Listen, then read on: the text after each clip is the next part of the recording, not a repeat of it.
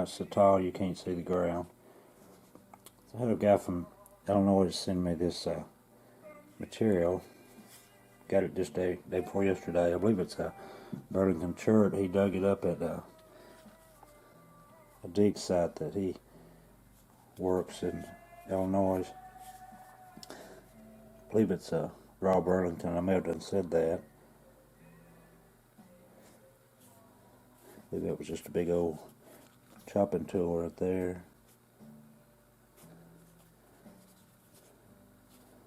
I want to see what I can get out of them. Another big piece.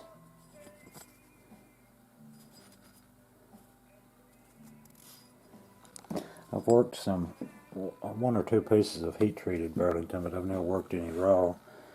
This one right here's got some cool colors in it. Really highly patinated stuff too. You can see where they had been spalling at, I believe. Just a big old hunk.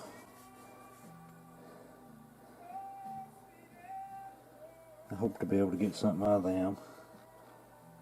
Get these square edges dealt with. It's a big old piece right there.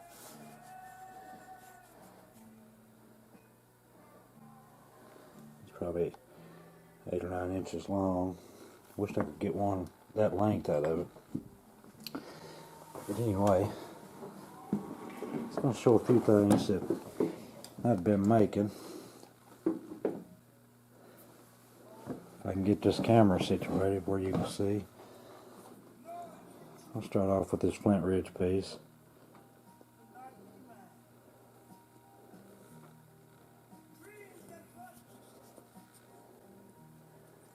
It's a big old honker. Over 3 inches long. Every bit of 2.5 inches wide.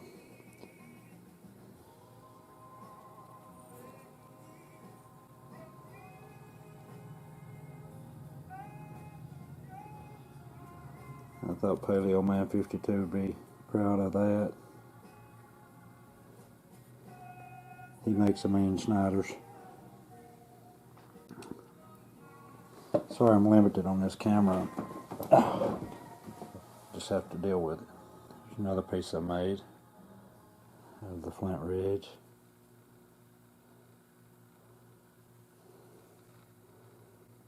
Some real pretty colors in that piece. A stack on me right there. I believe it's translucent. Yep.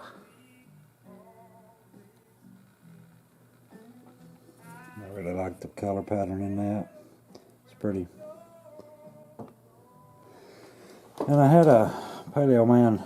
He's good to challenge me to do certain things, and this piece right here I found at Sidekick the last time I was there and was able to see ground.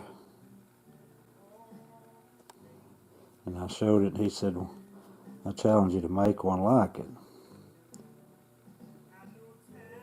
So knowing I didn't have any color locally much to compare with that, I chose a piece of the Flint Ridge to try to make something as close as I could to that. Of course this one's not used, and the other one is used. I'm doing the best I can do. We ain't got much mobility.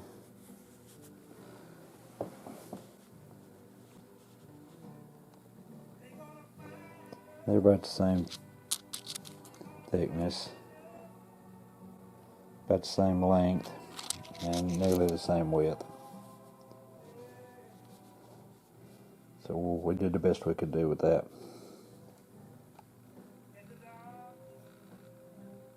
That's fine. I like being challenged like that. Kind of makes you feel obligated to turn something out. So there's that piece. And then if I can get this camera up here. I'm sorry for the dilly-dallying. doing a lot of it, ain't I? Anyway, doing the best I can do. I was going to show you these pieces I made out of this local Fort Payne church.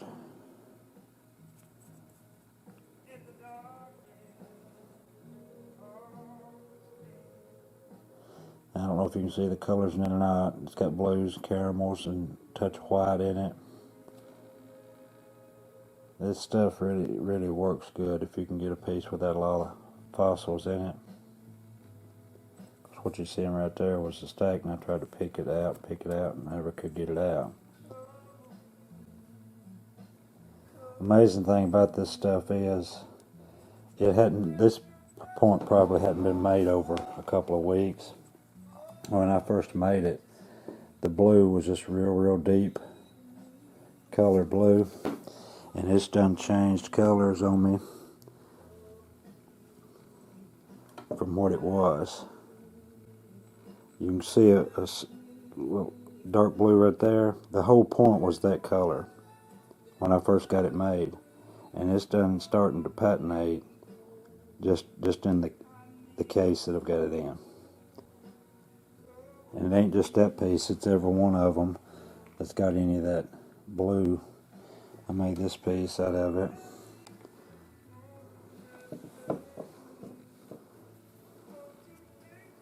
And a cool little dovetail. I try to keep that white on the edge of it.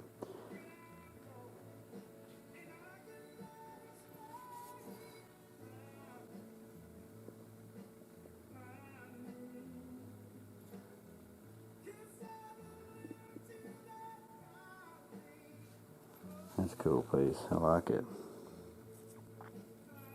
It's not very long.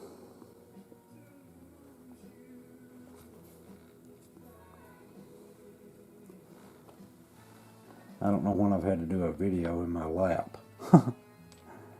This is getting old. Oh, hold on a minute. Let me pause. Okay, I'm back. I wanted to make sure that the video was coming through. Anyway, there's what we've got so far. Big Schneiders, a corner notch, a side notch, Fort Payne dovetail, and the Fort Payne corner notch. That's already patinated, or well on its way. And even some of these that I made that I've done showed you, you can see the blue in that right there. It's done changed 2 different tones of blue. Or I can see it, I don't know if you can or not. Anyway, it is. It's changing just daily. Made this cool little piece out of it.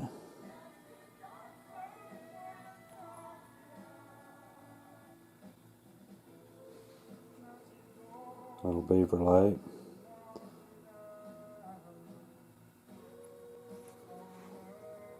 Super thin.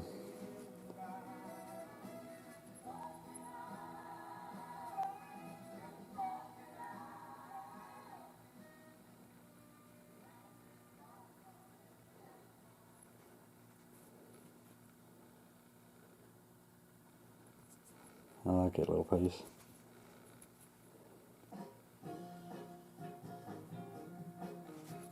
Really paleo looking. And I made this the thieves point. It turned out cool.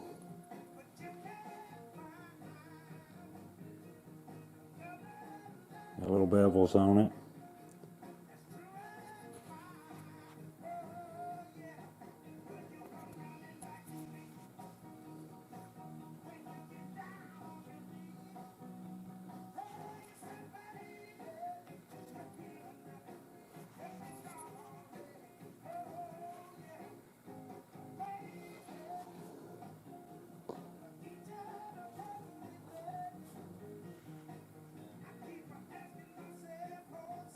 I hope material's showing up good in here. I'd rather done this outside, but I'm just scrounging for time right now.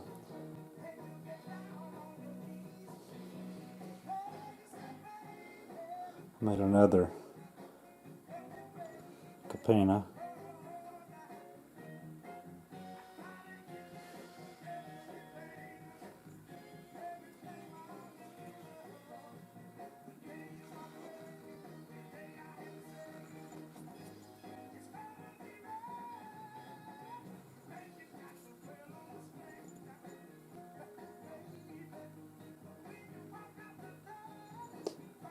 Oddly enough, this is probably some of the best working raw material I've ever worked with.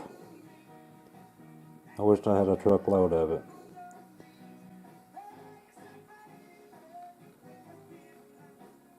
This flakes really good. Pressure flakes really well.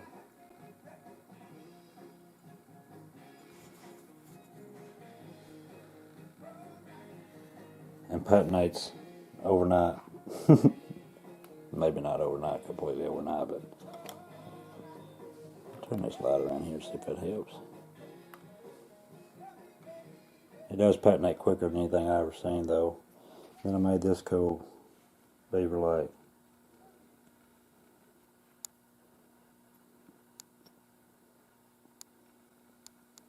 That's got some really awesome colors in it.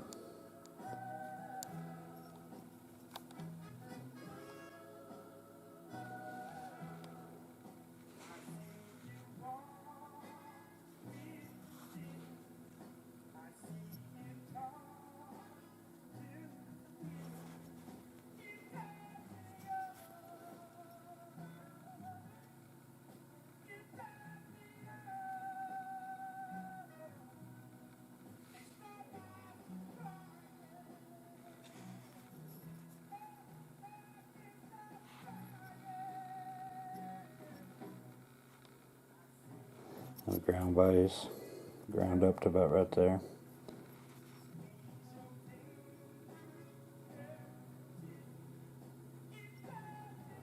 Parallel flaking.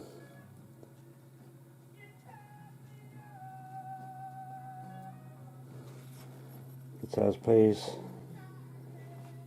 A 3 3/4.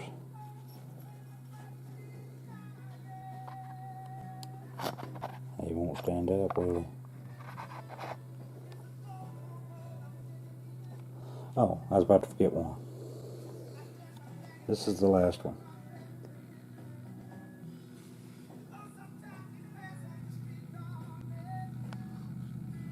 See that right through the middle of that vein right there? That's quartz. And I came so close to discarding this piece. It was pretty wide. It was probably that wide at one point whenever I noticed this crystal vein. And when I struck it from this side, and when I did, it gouged out right up that line, and I just know the thing was gonna break right there. So I laid it aside and quit working on it. I picked it back up and got to fooling with it, and I closed the sides in, kept coming in, and finally, that's what I ended up with. Probably one of the coolest Daltons I've made.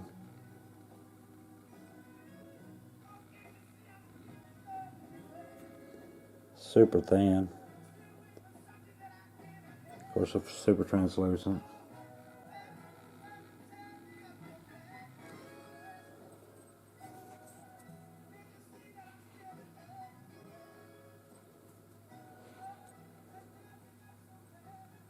Pretty pattern.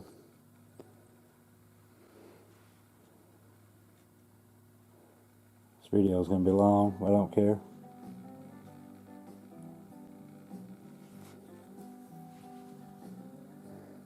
I've still not made one over 15 minutes. So get off of me. Alright, that's all I can do right now. I hope to go out tomorrow and find a killer. I don't expect it, but I'm going to give it a shot in the morning just for a little while.